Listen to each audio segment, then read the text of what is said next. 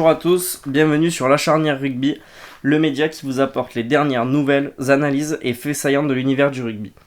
Que vous soyez un fan de longue date ou que vous découvriez notre sport, vous êtes au bon endroit pour rester informé et en apprendre davantage sur le monde du rugby. Alors, on est deux frères passionnés de rugby, on y a joué tous les deux, et notre objectif tout simplement c'est de partager notre passion avec vous et de vous tenir informés de tout ce qui se passe dans le monde du rugby. Donc sur notre chaîne, vous allez pouvoir retrouver de l'actualité. Donc chaque début de semaine, on essaiera de débriefer les matchs. Donc dans un premier temps de la Coupe du Monde où ce sera sous format de podcast comme vous avez là. Puis ensuite pour le top 14 où on essaiera vraiment de faire un format vidéo. On proposera aussi des interviews d'acteurs du rugby pour que vous ayez aussi une vision différente, que ce soit de joueurs, de staff, enfin voilà, pour apporter vraiment une nouvelle vision et découvrir des histoires de joueurs. Et enfin, on présentera aussi une section 15 où là on vous proposera un 15 all-time d'une équipe ou d'une nation. On espère vous proposer un contenu qui vous parlera au plus grand nombre et transmettre notre passion de l'Ovalie. Donc surtout n'hésitez pas à vous abonner à la chaîne YouTube, à notre page Instagram pour rien manquer de l'actu du rugby et nous soutenir. Donc il faudra bien balancer un grand coup de casque sur le j'aime et partager pour être alerté dès qu'il y a une nouvelle vidéo qui va être publiée. On compte sur vous. Donc aujourd'hui, le thème, ce sera donc le débrief des phases de poule de la Coupe du Monde. Donc on va faire plusieurs parties où on va récapituler un petit peu donc les différents résultats, ce qu'on a aimé, ce qu'on a moins aimé.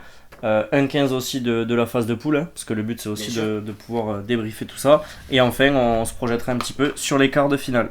On va mouiller un petit peu le maillot pour annoncer quelques pronostics. Allez, donc on démarre tout de suite.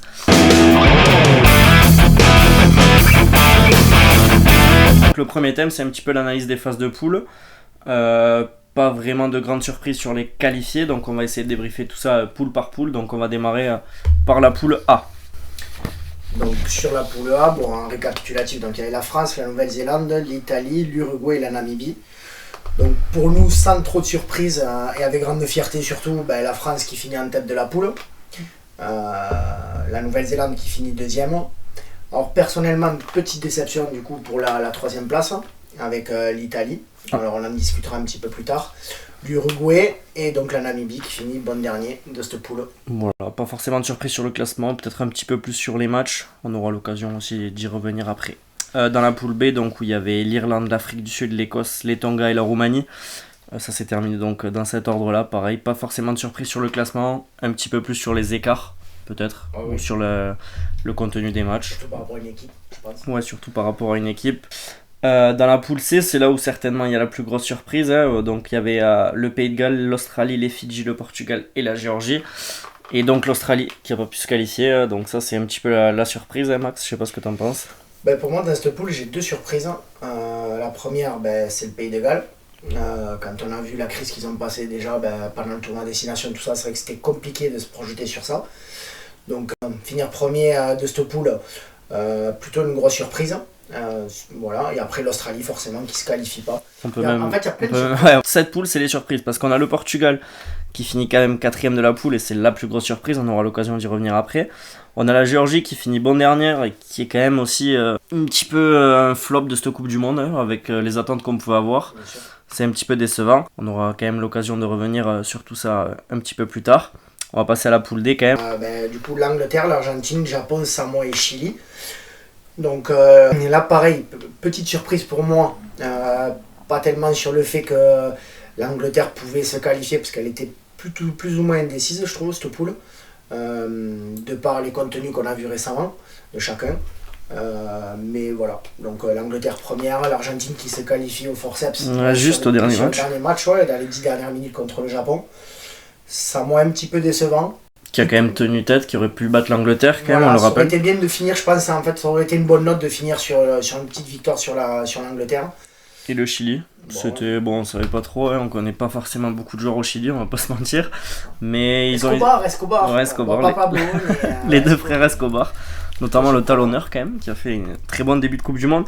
Après voilà, on n'avait pas forcément d'attente, ils ont essayé de produire du jeu. Bon après forcément, l'accumulation des matchs et les secondes mi-temps ont été fatales à nos amis chiliens. Donc dans l'ensemble, voilà, comme je le disais, on va dire, sauf une grosse surprise, les 8 quarts de finalistes qui étaient prévus sont au rendez-vous des quarts de finale. On aura l'occasion d'en parler. Donc ce que je te propose, c'est qu'on passe tout de suite sur l'analyse un petit peu des tops et des flops, surprise, déception, voilà. Premier top que j'ai envie de mettre en lumière, c'est pas forcément des équipes ni quoi que ce soit. Pour moi, c'est le taux de remplissage des stades. On a vu des stades qui étaient pleins. Ouais, c'est vrai, une belle ambiance dans les stades, des grands stades en plus. Grands stades. Je crois que le taux de capacité, le taux de remplissage, c'est autour des 95%. Voilà. Donc on a vu des petits matchs entre guillemets, pas de blasphème, mais des petites équipes qui remplissaient quasiment des stades de 40 000 places. Donc vraiment gros chapeau à l'organisation pour ça. Ouais, une belle réussite. Une belle pub qui a été faite. Donc premier point positif pour moi, c'est celui-là. Ouais, voilà. Surtout qu'on avait vu qu'il y a eu beaucoup de retours sur justement pour obtenir des places, c'était assez compliqué, des files d'attente interminables, tout ça. Mais bon, au final, quand même, on voit que les stades sont tous pleins. C'est une belle fête en plus de ce qu'on n'a pas eu l'occasion d'assister à des matchs, mais de ce qu'on entend, c'est quand même une belle fête partout dans chaque ville. Donc effectivement, c'est vraiment un bon point déjà pour la France, parce que c'est quand même nous qui l'organisons. Donc c'est bien de montrer qu'on peut organiser ce genre d'événement. Et l'affluence donc qui est vraiment au rendez-vous. D'un point de vue un petit peu plus sportif, dans les tops, et c'était attendu, mais on voit que vraiment c'est une machine, c'est un rouleau compresseur, c'est l'Irlande. L'Irlande qui a dominé sa poule, hein. Il y a eu un match accroché face à l'Afrique du Sud quand même. Alors, je pense qu'on peut mettre ça dans les tops. Ouais, c'est vrai qu'on peut mettre ce match aussi. En termes d'intensité, alors pas forcément de points, mais en termes d'intensité, Irlande-Afrique du Sud, franchement, elle valait pas balancer un bras en plein milieu, il fallait pas traîner quoi. Ouais, non, ça piquait fort. C'était impressionnant à voir. Alors c'est peut-être un match un petit peu plus pour les geeks du rugby. Je sais pas ce que t'en penses, parce qu'il n'y a pas forcément beaucoup d'envolées, pas forcément de combinaisons, ça va pas trop jouer derrière. Par contre, c'est vrai que en termes de tactique, d'intensité, comme tu l'as dit, les plaquages, il y a eu une stat pendant le match qui est sortie, je crois qu'à la 60e, l'Afrique du Sud était déjà à 35 plaquages offensifs. Ça fait un plaquage sur 3 où tu recules, quoi. Donc ça t'aime. Ouais, voilà, ça, on n'est pas trop surpris sur l'intensité des Blacks. D'Afrique du Sud. Sur l'intensité de l'Afrique du Sud. Belle réponse de l'Irlande pour le coup. Alors même si après, il y en a qui pourront dire s'il y avait un buteur en Afrique du Sud, peut-être c'est pas le même résultat. Et il y en a un maintenant. Faudra qu'on y revienne. Est-ce qu'il va jouer ou pas, ou est-ce qu'il sera sur le banc. On parle de Pollard, pour ceux qui découvrent le rugby. Voilà, Pollard qui était le numéro 10 à la dernière Coupe du Monde, qui n'était pas pris au début, et suite à une blessure d'un talonneur, parce que quand il y a une blessure, voilà, Malcolm Marx, donc le talonneur titulaire, quand il y a une blessure en Coupe du Monde, on peut vraiment changer et prendre un autre poste. Et là, ils ont fait le choix quand même parce que voilà, c'était visible, hein, il manquait vraiment ce buteur, ce qui est quand même primordial pour remporter une Coupe du Monde, ce qui est l'objectif de l'Afrique du Sud. Donc voilà, maintenant ce buteur-là, ils l'ont avec André Pollard. Ils ont aussi un gros défenseur parce qu'on a vu que sur ce match, justement, le seul franchissement important, c'est Aki qui traverse sur justement Manili Bok, qui rate son plaquage. Donc là voilà, ils ont vraiment réussi à apporter, on va dire, ce qui nous semblait manquer, ce qui pouvait être leur point faible.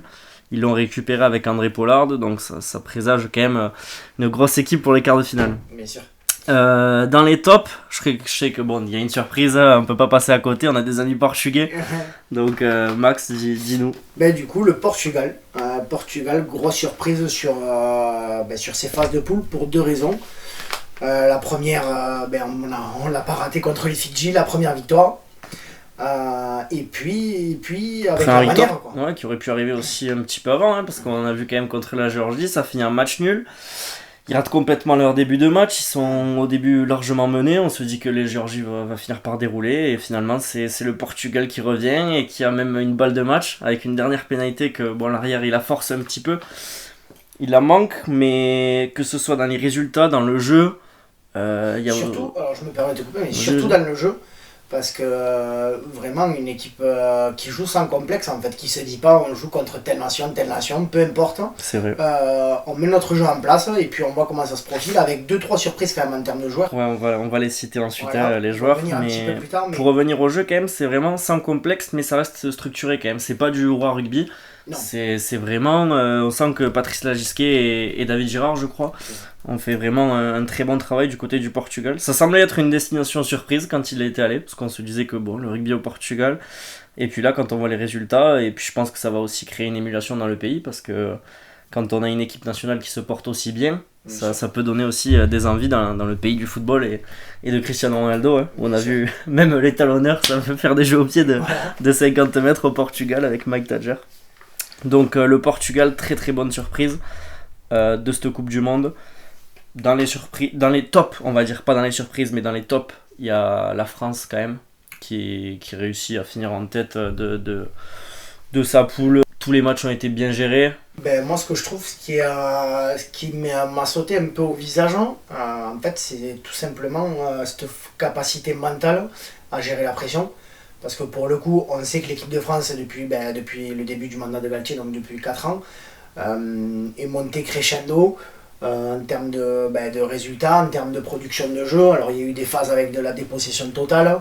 En première partie de mandat surtout. Voilà, première partie de mandat. Après là, on essaie de beaucoup plus construire par rapport à nos forces en puissance qui sont Winnie Antonio, Aldrit, pour ne pas le citer, Grégory Aldrit, machine. Antoine Dupont qui a été malheureusement blessé, mais voilà, on sent qu'il y a vraiment des joueurs, chacun trouve sa place en fait dans cet effectif là. Et puis le fait de se dire qu'entre guillemets la pression, alors pas qu'elle leur coule dessus parce que on reste des êtres humains et on a vu il y a eu 40 minutes. Voilà, il y a eu 40 contre les Blacks, on a senti qu'il y avait quand même la première mi-temps qui a été un petit peu on a senti qu'il fallait certainement aussi toute cette pression que tu accumules parce que ça fait 1 an, 2 ans que tu attends ce match et quand il vient forcément la première mi-temps à trop vouloir bien faire finalement, on s'est un petit peu perdu. Mais c'est un match quand même qu'on remporte largement au final, assez largement en tout cas.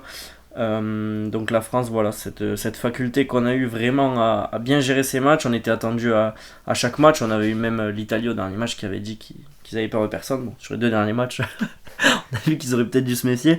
Mais non, la France quand même qui est une belle réussite dans cette Coupe du Monde, en tout cas dans ses phases de poule. Et c'est déjà très bien. J'ai une autre petite équipe surprise du coup. Dis-moi. Le Pays de Galles, on en a parlé tout à l'heure quand on a fait le recap des poules. C'est vrai. Pays de Galles, grosse surprise pour moi, personnellement. Donc, comme j'ai dit tout à l'heure, le fait que le rugby gallois, c'est compliqué, tout comme le rugby anglais aussi. Mais le rugby gallois, en termes de production de jeu, c'était vraiment compliqué sur le dernier tournoi Destination. Peut-être une génération aussi qui est... Une génération un peu vieillissante entre guillemets, mais il y a un petit trou, je pense, générationnel au milieu. Alors, par contre, s'il y a un trou générationnel, ils n'ont pas un trou sur le capitaine. C'est vrai que lui, c'est vraiment une belle trouvaille, Jack Morgan. Donc, pour ceux qui ne connaissent pas, c'est très peu de sélections. À peine une dizaine au début de la Coupe du Monde, déjà capitaine. Et puis quand on voit les performances, on se dit que là on a vraiment un digne successeur peut-être à Sam Warburton ou en tout cas un capitaine qui est vraiment capable d'amener cette équipe alors déjà en quart de finale et avec un parcours à 100% de réussite. Ils n'ont pas tremblé une seule fois. Peut-être pareil, le match peut-être le moins bien géré, c'était le premier face au Portugal où ils mettent un essai dans la dernière minute de la première mi-temps et un essai dans la dernière minute de fin de match. Après, tu fais quand même tourner sur cette équipe-là. Bien sûr, mais voilà. Sur le match de l'Australie, moi, ce qui m'a... Alors, effectivement, on a parlé de Morgan. Sur le match de l'Australie, je pense qu'on peut dire un grand merci à M. Bigard. Parce qu'en termes de gestion... les Fidji. Contre les Fidji. Bigard, il tremble pas, en fait. Aucune faute. Voilà. Contre les Fidji, c'est vraiment lui qui a les clés du match parce que on voit qu'ils sont dominés. Ils ont très peu de possession de balle. Ils perdent très peu de fois, surtout en première mi-temps.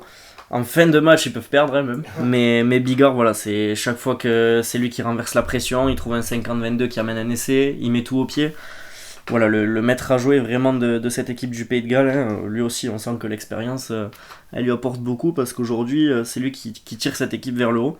Avec quelques joueurs quand même qu'on pourra citer par la suite. Mais voilà, le Pays de Galles, en tout cas, qu'on n'attendait pas peut-être premier, mais pas en gagnant tous ces matchs. On aurait pu être inquiet aussi, pareil, un petit peu après les Fidji, puis ils ont enchaîné avec l'Australie où là il n'y a pas eu de débat sur le match. On parlera de l'Australie un petit peu plus tard quand même. Ouais. Mais alors sur le match, voilà. Donc le Pays de Galles finalement qui s'en sort premier, mérité, pas de défaite, donc non. Beau début de Coupe du Monde pour le Pays de Galles. J'ai autre chose. Dis-moi. Dans les tops. Dis-moi.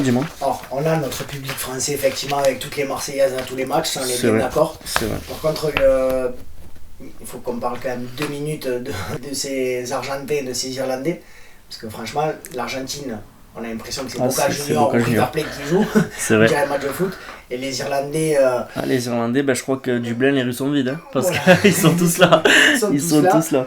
Alors, on espère que si on doit recroiser une de ces deux équipes, le public français prendra le dessus. Parce que pour le coup, c'est vrai que ça a été très surprenant.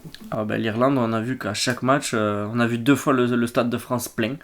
plein d'Irlandais face à l'Afrique du Sud et face à l'Écosse. Avec notamment maintenant ils chantent Zombie de The Cranberries à la fin des matchs. Voilà, c'est vraiment, on sent qu'il y a une ferveur derrière cette équipe. On sent que déjà à l'Euro 2016, on avait eu l'Irlande qui avait été soutenue en football. Oui. Il y avait l'Irlande qui avait été soutenue, c'était incroyable en France. Dans les stades, c'était la nation qui amenait le plus de fêtes. Et là, en étant en plus favoris pour le coup au rugby où c'est davantage leur sport, là ils sont favoris, ils peuvent remporter cette compétition. Et on sent qu'il y a déjà l'équipe qui fait plaisir et il y a tout un public qui les suit. L'Argentine, eux, c'est un peu plus surprenant parce que c'est pas à côté quand même l'Argentine. Et puis sur la qualité des matchs en plus, bon, on peut trouver à redire. Mais le public par contre, on a vu à Saint-Etienne notamment une ambiance incroyable du public argentin. On va passer quand même maintenant au flop. On peut, petite parenthèse pour l'Uruguay, c'est ni un flop, ni c'est une petite surprise au niveau du jeu, voilà, mais... C'est pas un top, mais voilà. Petite surprise au niveau du jeu. Ouais, il fallait qu'on ait un petit mot quand même. Quelques joueurs intéressants, notamment ce Echeverry.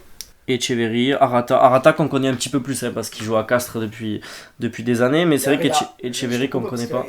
Il a re-signé à... Il vient de re-signer, il a refusé une offre du Stade Toulousain visiblement. Donc après, bon, forcément à Castres c'est le numéro 1, à Toulouse... Bon, il y a un monsieur quand même. Je crois que ça commence par du et ça finit par Pau. Ça va être compliqué de prendre sa place, je pense. Du coup, on va passer au flop. Dans les flops... Est-ce qu'on peut commencer par le plus gros flop de cette Coupe du Monde? On peut commencer par le plus gros flop de cette Coupe du Monde qui est l'Australie. Ouais, l'Australie. L'Australie, c'est très compliqué. Malheureusement, grosse déception. Des choix, alors on va pas se permettre de critiquer parce qu'on n'est pas sélectionneur, mais on a vu quelques choix d'Eddie Jones personnellement un peu... C'est bizarre. En fait, on se dit qu'il a vraiment voulu trancher dès le début de son nouveau mandat, à se dire qu'il voulait faire presque table rase sur le passé. Alors à 6 mois d'une Coupe du Monde, pas sûr que ce soit forcément le bon choix, surtout sur des postes clés, notamment numéro 10 quand même, où on se passe de Follet. Encore plus surprenant, on se passe de Quade Cooper. Alors, pour le coup, les deux sont très surprenants. Follet, quand même, on va pas revenir sur sa qualité de buteur. Il a quand même mené, lui, l'Australie jusqu'en finale. Donc oui, surprenant que ces deux joueurs n'y soient pas. Après, il en manque plein d'autres. On va du coup déjà sur ces deux joueurs, parce que pour le coup, le joueur qui est installé à ce poste, déjà pendant le Rugby Championship de cet été, pour avoir vu quelques matchs, dès le début, on s'est dit que on voit qu'il a des qualités ce joueur. Maintenant l'installer aussitôt, on parle de Ben Gordon évidemment qui a démarré cette Coupe du Monde en 10.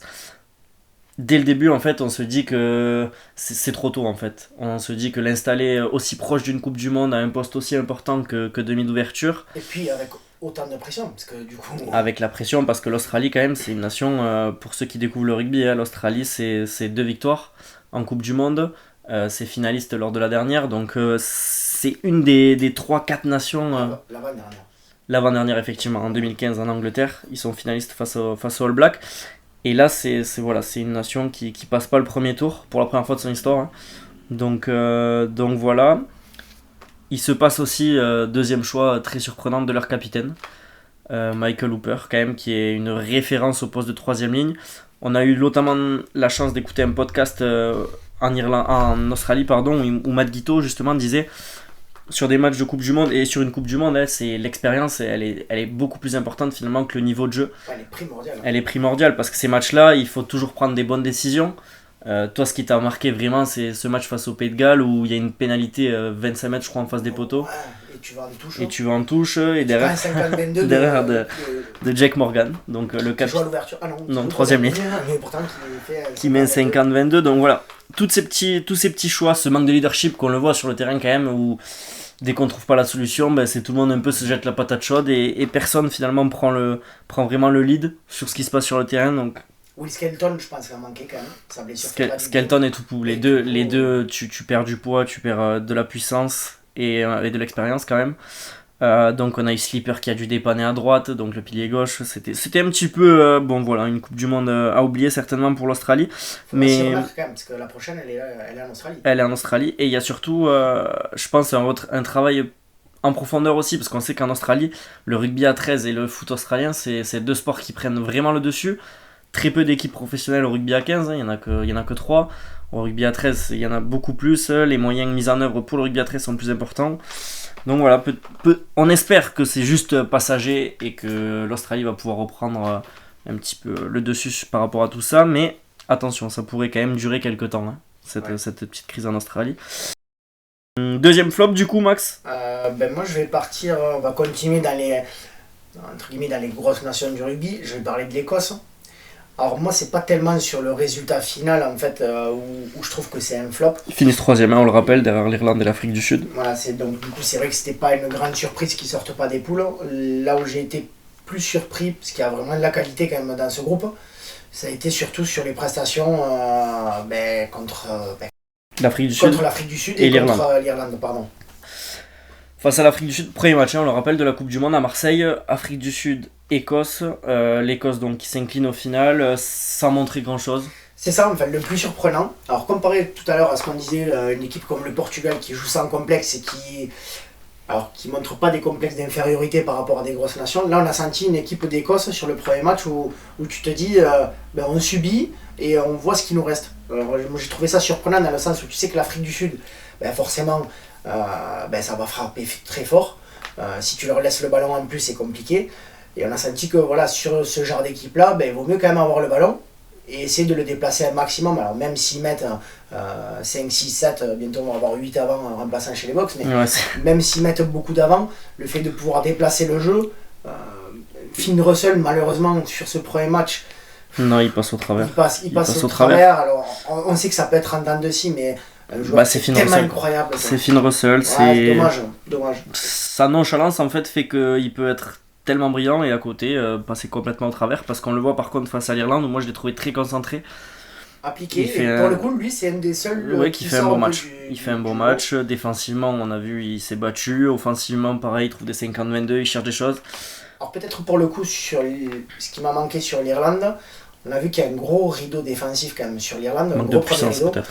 Alors ou un manque de puissance ou alors un petit peu à mon goût de manque de variété, où voilà plusieurs fois on a entendu sur le premier rideau c'est dense, peut-être aller chercher ou des diagonales ou jouer un peu plus. Peut-être le demi-mêlée aussi, qui a pas. Parce que voilà, Finn Russell il a quand même essayé ballon en main, on peut lui reprocher un petit manque d'alternance.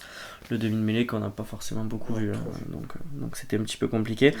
Ils ont essayé de jouer face à l'Irlande quand même en début de match, notamment ils ont multiplié les temps de jeu, on a vu des séquences à 15, 20, 25 temps de jeu sans passer quoi.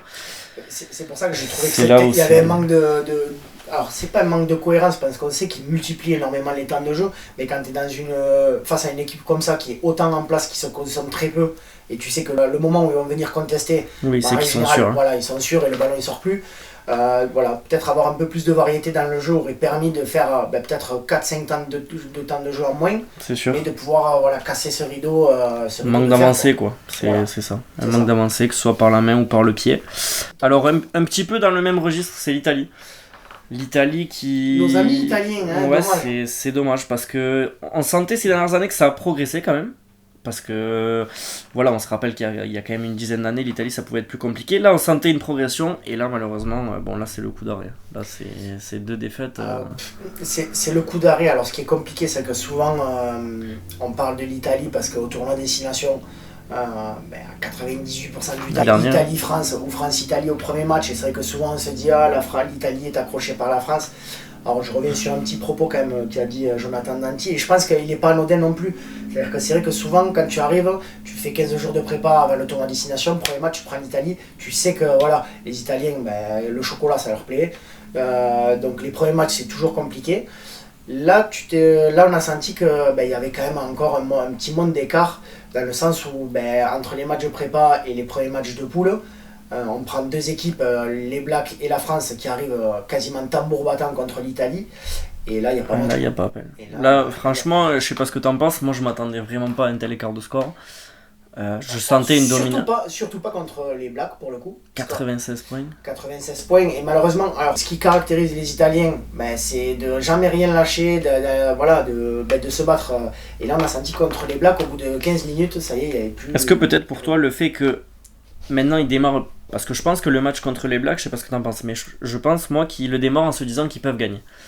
Est-ce que ça fait qu'au bout d'un moment, quand à la 20e, il y a déjà 30 points d'écart, tu lâches plus facilement que quand tu démarres un match en te disant « Aujourd'hui, on va subir ». Est-ce que tu abordes le match différemment ou est-ce que vraiment... Je pense que mentalement, tu prends un gros coup. Voilà. Tu prends un gros coup dans le sens où tu te dis pas, dès l'entame du match, tu te dis pas « Allez, on les accroche un peu » quoi. Voilà, je pense on les accroche pendant 1 minute 30 et après on prend Ouais, c'est à chaque attaque, voilà, c'est à chaque attaque qu'il y avait le danger. Alors après j'ai trouvé dommage parce qu'il y a des joueurs Lamaro, Canoné sur les matchs qu'on a très bonne coupe du monde, Canoné en 8. Ouais, bonne coupe du monde. Alors on va parler quand même de nos deux petits Catalans parce que parce qu'on est de Perpignan, on vous l'a pas dit. Donc on va parler de nos deux petits Catalans, Thomas Orlan qui nous fait quand même 100% sur la Coupe du Monde. 100% au pied. Et Ceccarelli où j'ai trouvé pour le coup, non sans être chauvin, mais j'ai trouvé qu'à mêlée fermée, la France avait bousculé les Blacks. L'Italie s'est fait bousculer par les Blacks et on a senti que voilà, Ceccarelli à droite a mené un peu de stabilité. Très peu quand même de choses à tirer de cette équipe. Non, pas grand chose. Capozzo qu'on annonçait vraiment où ça pouvait être entre guillemets sa coupe du monde. Compliqué parce que je pense que dans un collectif où tu subis beaucoup, Capozzo c'est compliqué pour lui. Donc voilà, c'était une petite parenthèse sur l'Italie qui nous a. Après au niveau du classement, voilà, ils ont bien gagné leurs 2 matchs face aux équipes plus faibles, que ce soit l'Uruguay ou la Namibie, c'est géré dans les 2 cas. Alors c'est pour ça que moi on a parlé de petites surprises de l'Uruguay parce que ils ont tenu une mi-temps. Voilà, ils ont tenu à la mi-temps, il y a quand même 17-7 pour ils mènent l'Uruguay. Donc surprenant après belle deuxième mi-temps des Italiens. Bon voilà, après d'ailleurs je pense qu'on peut revenir sur la Roumanie pour le coup. Voilà, on va finir un petit peu nos flops avec la Roumanie qui est vraiment l'équipe pas invitée. C'est surprenant parce que la Roumanie c'est quand même une terre de rugby en Europe, il y a toujours eu des équipes, il y a toujours eu des joueurs, nous du coup à Perpignan on a eu du Tonita, on a eu du Tinku, donc des joueurs et une sélection qui a toujours fait quelque chose en Coupe du Monde, jamais de performance. Non, ça s'attend pas à des quarts de finale, mais on s'attend pas non plus à ce que cette équipe-là prenne quasiment 13 points de moyenne. Quasiment 73 points de moyenne par match. Et elle score très peu. On a ce dernier match face au Tonga qui va sauver un petit peu en mettant 22 points je crois, mais sinon ça dépasse pas les 10 points. Après, bien compliqué pour nos amis roumains. On va enchaîner avec notre 15 du coup, des phases de poule.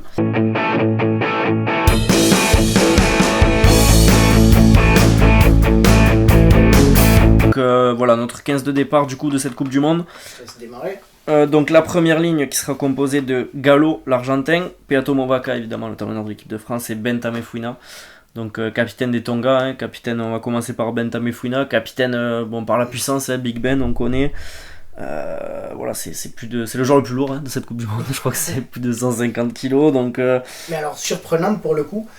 C'est vrai que alors par le passé on a eu des fois des entraîneurs peut-être qui avaient du mal à se dire on va le mettre tu vois d'entrée parce que énormément de poids à bouger et donc c'est vrai que sur des matchs à haute intensité on peut se demander s'il va tenir.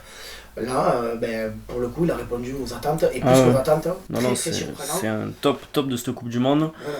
Top aussi pour le cuisinier, je pense, des Tonga qui a dû se régaler de faire du rab avec Big Ben. Donc voilà, Bentamé Fouina, un top pour un petit peu en termes de stats.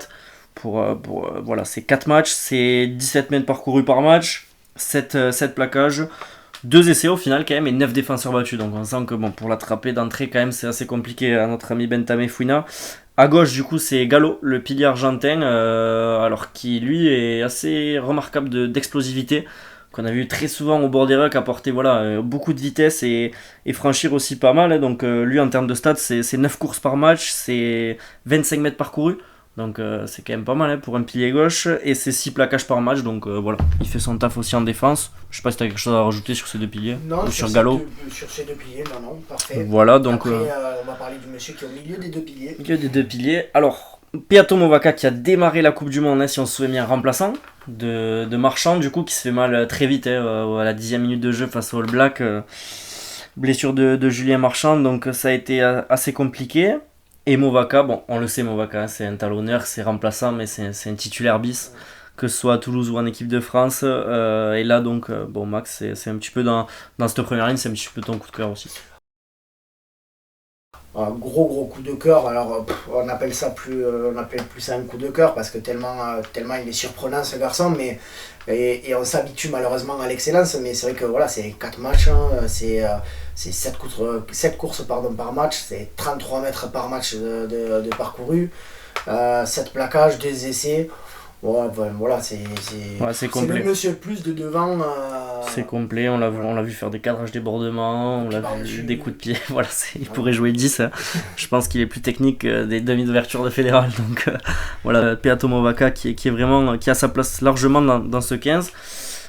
Alors est-ce qu'on a des mentions en pilier, en talonneur? Pas forcément. On a eu Angus Bell. Angus Bell en Australie. Par rapport au stats, pas par rapport au... Voilà, c'est par rapport aux stats notamment, où on l'a vu en Australie quand même, il a essayé. Dans un collectif quand même où c'est assez compliqué. En talonneur, Movaca est tellement au-dessus. On a vu un Montoya quand même toujours à la pointe du combat avec l'Argentine qu'on peut citer. On a vu Jamie George qui est propre aussi avec l'Angleterre, qui est un jeu basé beaucoup sur les molles et les touches, donc c'est important. Escobar, petite surprise. Escobar avec le Chili, c'est vrai qu'on connaissait pas aussi. Ça sert aussi à ça les Coupes du Monde. Peut-être qu'il y aura des clubs de Pro D2 qui vont se pencher sur Escobar qui pourrait être intéressant. On va passer aux secondes lignes où... Alors là il y a une grosse surprise quand même et un joueur quand même qu'on connaît très bien, donc tout d'abord le joueur Tad Burn. Voilà, Tad Burn, pas de surprise, seconde ligne de l'Irlande. Il n'y a pas grand chose à rajouter quoi. En fait c'est 4 matchs, je crois que c'est 8 courses par match, hein. C'est quasiment 30 mètres par match parcouru. 10 plaquages et 3 essais. Voilà, ça fait raille, ça... C'est en attaque, c'est en défense. C'est partout quoi. Voilà l'image de l'Irlande, on a l'impression que c'est un rouleau compresseur. C'est ça. Et en 5, alors là on a une surprise, hein, je pense. C'est alors pareil, c'est un petit coup de cœur qu'on a mis, mais parce que pour le coup, il a fait du travail quand même. Notre ami des Saracens, qu'on connaissait pas trop. Ouais, c'est vrai. Qui a joué au basket aussi, il a une histoire assez particulière, il a joué au basket. Ça doit l'aider aussi parce que on sent qu'il est très à l'aise ballon en main, hein, pour tenir le ballon à une main, tout ça. Il met 2 offloads par match, donc 2 passes après contact. Pareil, lui c'est 34 courses, donc c'est pareil, c'est 8 courses par match à peu près. C'est environ 20 mètres parcourus. En défense aussi, on l'a vu, il a été là, hein, c'est plus de 90% de réussite avec 9 plaquages par match. Donc voilà, Theo McFarland, au-delà des stats, lui pour le coup, c'est vraiment l'impression visuelle qui marque. Il est grand, il est beau à voir jouer. Voilà, un joueur très intéressant et on sent que voilà, ils se trompent rarement les Saracens aussi, hein, dans leur profil de recrutement. Troisième ligne, bon, 2 valeurs sûres et une surprise. Là, Grégory Aldrit, il a que 2 matchs en 8, mais bon, voilà, c'est 17 courses, et là, c'est par match, c'est pas en 2 matchs, c'est par match, 72 mètres parcourus, donc le mec traverse le terrain à chaque match, et 15 plaquages par match. Donc là, attaque, défense, on l'a vu, hein, quand il a enlevé le casque, en fait, Aldrit, c'est comme Cristiano Ronaldo quand il fait les mèches blondes, mettez-vous de côté, c'est un gros match. Donc on l'a vu, là, c'était impressionnant. Pour le coup, ce casque-là, alors on sait qu'il veut pas. A priori, je crois que c'est pour pas trop s'abîmer. Ouais, c'est ça, depuis toujours il le met. Toujours il le met, mais c'est que j'ai eu l'impression contre la Nouvelle-Zélande d'avoir 2 Grégory Aldrit. Pourtant, il ferraillait déjà comme il fallait. Ah, mais dès qu'il a enlevé le casque, c'est... On a eu une petite alerte, je pense que tout le monde devant la télé a eu peur quand Aldrit se met à genoux. Mais quand il enlève ce casque, j'ai l'impression qu'il y avait, en fait, devant c'était Aldrit, suivez-moi les gars, je vais à la pointe du combat. On a vu Aldrit et Movaca, hein, sur ce match qui étaient vraiment les 2 Français qui ont surnagé. Donc voilà, Aldrit, même s'il a fait que 2 matchs, hein, parce que bon, au final, mais bon, finalement, l'impression visuelle plus les stats, ça nous a convaincu à le mettre. Troisième lignel qui a joué 8 beaucoup, mais bon, Hardy Savea il a joué 6 aussi, donc il peut tout faire de toute façon, hein, ce joueur là aussi, c'est complet, c'est 3 matchs, donc au final c'est 57 mètres de moyenne parcourue par match, c'est 2 offloads, 4 défenseurs battus, 2 essais pareil, c'est complet, on le sait, Hardy Savea, on sait à quoi s'attendre, c'est le capitaine. Pas de surprise, hein. Des joueurs où tu te dis normalement je suis pas trop déçu. Ouais, je pense que c'est le sectionneur des Blacks, notre ami, je pense que c'est l'un des premiers qui met sur la feuille quand il doit remplir. Donc voilà, Hardy Savea. Et en 7, là c'est la grosse surprise de la Coupe du Monde, on va pas se mentir. Alors, pour le coup, même énorme surprise. Énorme surprise, hein, c'est Nicolas Martins. Ou Martins, hein, comme a l'habitude de le dire Madame Sampere qui commentait sur M6. Donc c'est 4 matchs, c'est 50 mètres parcourus par match, c'est 16 plaquages par match. C'est le 2e plus gros plaqueur de cette Coupe du Monde, et derrière le 3e ligne est le Tongien. 2 offloads, et encore une fois, au-delà des stats, on voit le match, on le repère tout de suite, ce numéro 7, Casque Sankeor. Peut-être c'est un appel à l'USAP d'ailleurs, mais on le repère tout de suite, hein, il sait tout faire, il va vite.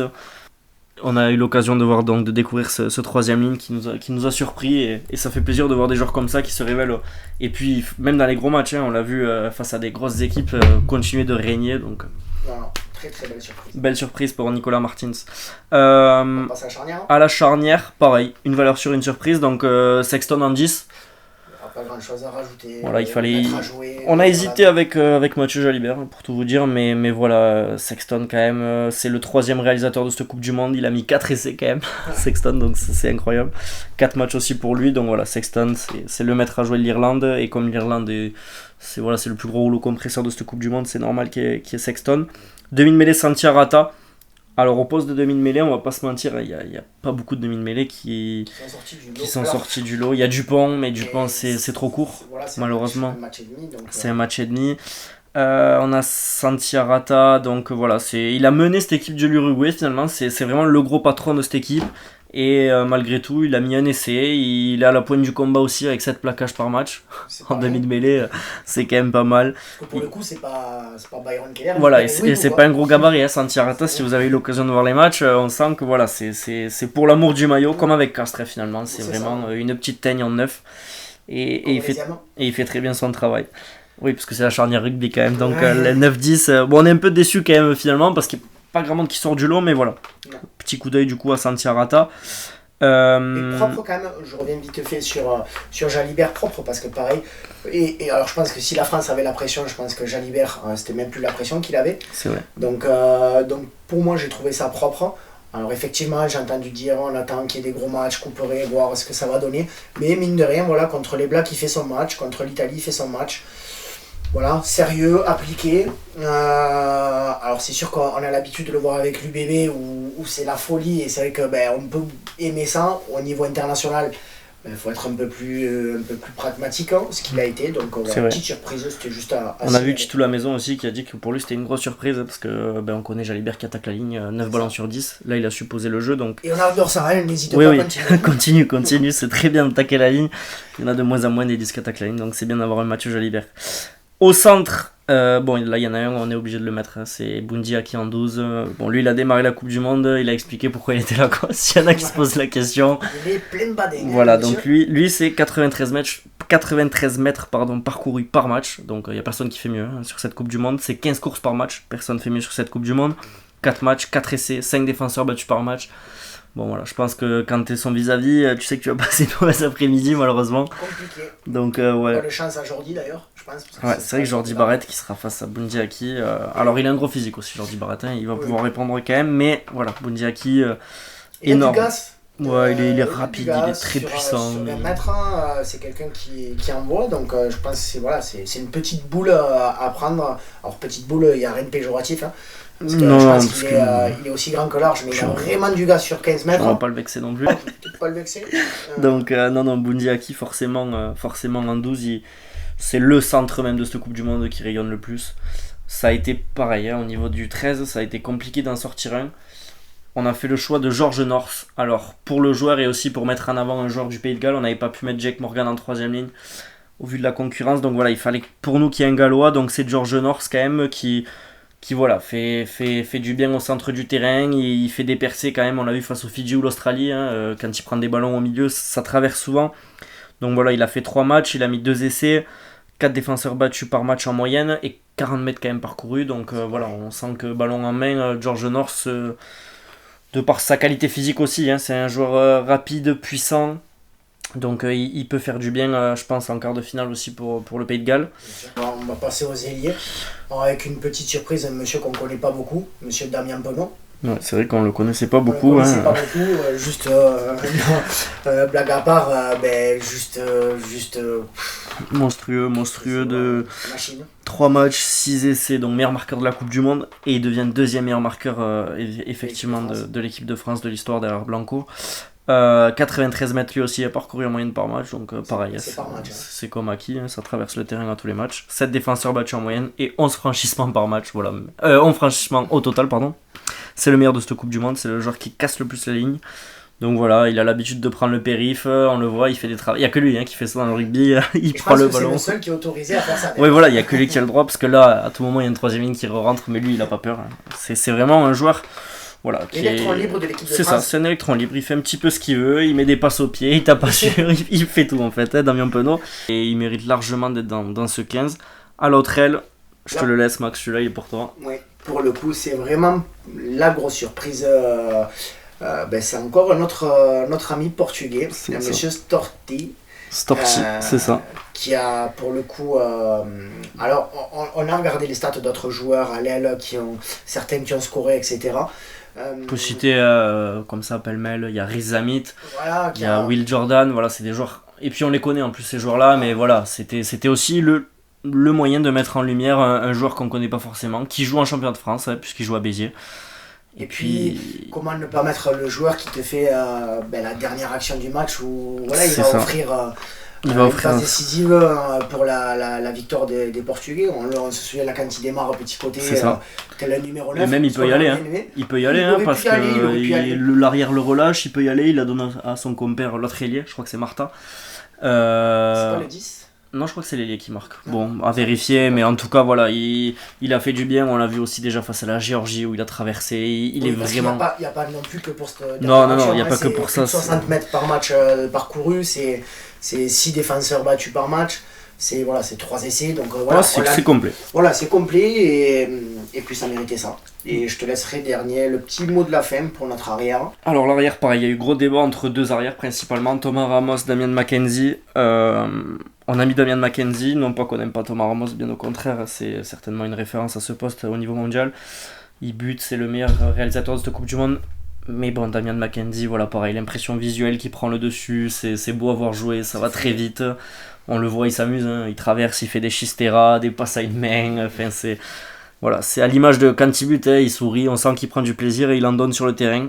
Et puis, quand même, 3 matchs, 5 essais, 85 mètres parcourus, 5 défenseurs battus, 3e meilleur réalisateur de cette Coupe du Monde. Donc voilà, c'est quand même un joueur qui, sur cette ligne de 3 quarts, qui paraît... qui sur cette Coupe du Monde, en tout cas des All Blacks, peut laisser à désirer, notamment à l'arrière, où Boden Barrett, malgré des bonnes stats, on n'a pas l'impression visuelle qu'apporte Damien McKenzie. Pas l'impression visuelle, et c'est sûr que là je suis à la place de l'entraîneur du sélectionneur des Blacks. On n'a pas encore la compo en plus, au moment où on tourne, on n'a que celle de l'Irlande, donc on attend de savoir si ce sera Damien McKenzie, Boden Barrett. Est-ce que mon gars sautera du 10 ? Je pense pas. Non, je pense que... Alors, malheureusement, je pense pour les Blacks, parce que, alors c'est pas qu'on n'aime pas Boden Barrett, on n'est pas trop meilleur joueur du monde pour rien, mais on a l'impression quand même qu'il y a comme un petit passage de relais qui se fait entre McKenzie et Boden Barrett. C'est vrai. C'est un avènement aussi pour McKenzie qui a tardé à... Ça fait longtemps qu'il est dans les tuyaux, il tarde, et puis là, là on voit que ses qualités, elles sont indéniables et on peut pas les remettre en question. Donc il fait énormément de bien à cette équipe des All Blacks. Et on va finir pour passer sur cette dernière partie sur un programme sur les quarts de finale. Donc on aura Irlande, Nouvelle-Zélande, France, Afrique du Sud, Angleterre, Fidji et Pays de Galles, Argentine. Donc 4 quarts de finale, 4 gros matchs en prévision. On va faire rapide, on fera un débrief de tout ça évidemment. On va juste faire un petit coup d'œil rapide par match. Donc premier match de cette Coupe du Monde, premier quart de finale de cette Coupe du Monde, ce sera Pays de Galles, Argentine. Un pronostic ? Allez, on va mouiller le maillot. Alors pour l'ambiance, j'aimerais les Argentins, mais je pense que le Pays de Galles me paraît légèrement au-dessus de cette équipe d'Argentine. Qui vient de perdre son capitaine, on le rappelle. Matera qui est forfait pour la compétition. Le Pays de Galles qui a perdu Faletao aussi, qui est forfait pour la compétition. Je pense aussi que le Pays de Galles va l'emporter, on aura la réponse très vite, c'est le premier quart de finale. Mais ça promet d'être un match intéressant quand même. Mais voilà, donc un premier quart de finale entre ces deux équipes-là où on voit tous les deux le Pays de Galles passer. Alors le deuxième quart de finale, c'est All Black face à l'Irlande. Là, c'est le gros match. Voilà, j'ai l'impression quand même qu'on est dans une autre sphère. Oui, c'est vrai que la partie de tableau des poules A et B est vraiment supérieure. Là aussi, on pourra avoir un débat un petit peu plus tard sur les tirages au sort qui se font trop tôt, à mon sens. Mais là, du coup, voilà, un quart de finale entre l'Irlande et les All Blacks. Pour toi, qui va l'emporter ? Compliqué. On va dire le choix du cœur avec la Nouvelle-Zélande, pour moi, qui s'y passe quand même crée une énorme surprise parce que l'Irlande est vraiment, je trouve, au-dessus. Elle est complète, il y a 0 faille, il n'y a rien du tout. Attention quand même, faudrait pas une blessure de Sexton. Voilà, ça paraît être le seul maillon qui pourrait dérailler cette équipe. C'est une machine, c'est une machine. Mais tu vois quand même les Blacks passer, toi ? En fait, je vois les Blacks passer. J'aimerais un petit remake de 2011. En fait. Oui, celui-là on l'espère tous, je crois. C'est cette finale France All Black. Donc voilà, après, si c'est le choix de la raison, par rapport aux propos que je viens de tenir, ça sera l'Irlande qui passera, mais j'aimerais que les Blacks passent pour avoir une revanche de 2011. Allez, moi je vais mettre l'Irlande qui a jamais passé les quarts de finale en plus, donc pourquoi pas. C'est l'année ou jamais, hein, ils sont premiers mondiaux, ça fait des années maintenant qu'ils sont au-dessus, donc voilà, j'espère quand même que les All Blacks passeront, mais je vois l'Irlande passer. Pour ma part. Dimanche à 17h, on aura Angleterre face aux Fidji. Alors les Fidji, on en a pas trop parlé jusqu'à maintenant, mais alors on aurait pu le mettre dans les surprises, on aurait pu le mettre dans les tops, on aurait pu même le mettre dans les déceptions. Voilà, c'est vraiment, on sent que eux ils ont la clé du match. C'est-à-dire que l'Angleterre, de ce qu'on en a parlé un petit peu avant, on les voit pas surperformer ou sous-performer. Je pense qu'on sait à quoi s'attendre avec l'Angleterre, des molles, de la dépossession. Ça va être un peu restrictif. Voilà, de l'occupation, ça va enquiller. Je pense que l'Angleterre est obligée d'essayer de se rassurer en fait. Donc qui dit se rassurer dit pas d'envoler quoi. On va essayer d'être solide sur les fondamentaux, touche mêlée, occupation. Et puis après, dès qu'on peut scorer, on score. On a vu Ford qui nous claque 3 drops, pardon.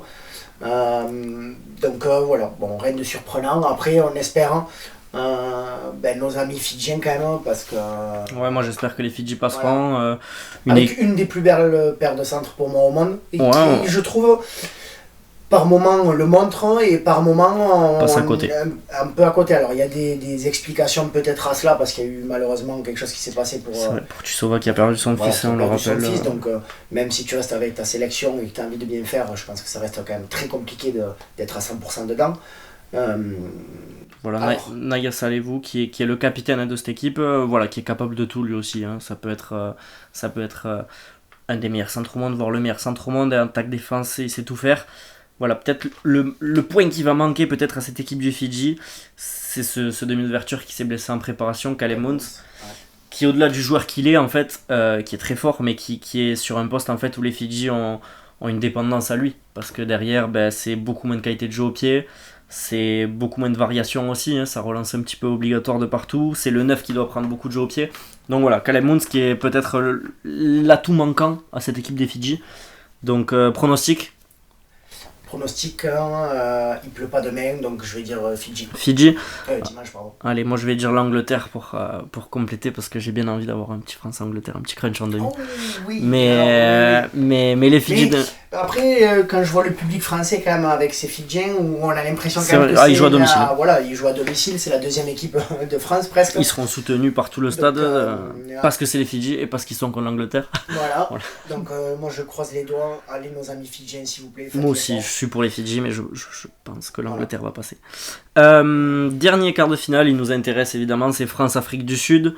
Là c'est le gros match pour nous effectivement, parce qu'on est français déjà, et puis même je pense sur la planète rugby, c'est un match qui est très attendu par tout le monde. Moi je vois la France l'emporter. Mais moi je me suis même pas posé la question en fait. La France aussi. Pour moi en étant français, pour moi c'est compliqué on peut pas mettre quelqu'un d'autre, c'est dur d'avoir un avis objectif. Et puis alors un avis objectif, on est quand même je pense qu'il n'y a pas tant d'écart que ça, on les a déjà battus récemment. Donc après, à voir. Je pense qu'un garçon comme Paul Villemc potentiellement peut manquer dans l'affrontement. Alors ça, on va faire un débrief de tout ça de façon après les quarts de finale, où on va parler un petit peu de ce qu'aurait pu être mieux ou moins bien. Mais voilà, pour ce quart de finale, on voit tous les deux la France passer, la France on l'espère surtout aussi. On l'espère largement, parce que on n'a jamais gagné cette Coupe du Monde. Là c'est chez nous, on a une grosse équipe, donc il faut passer cette étape qui est quand même une montagne, l'Afrique du Sud, que ce soit physiquement ou par le jeu. Donc voilà, on espère que la France va passer. On se dit à bientôt pour ces quarts de finale, profitez bien de ces matchs, n'hésitez pas à liker ce podcast, ça peut nous aider, à partager. Voilà, c'est notre premier, il y aura peut-être des petits bugs, mais on va essayer de s'améliorer. Donc on se dit à bientôt Max, et ciao. À la prochaine.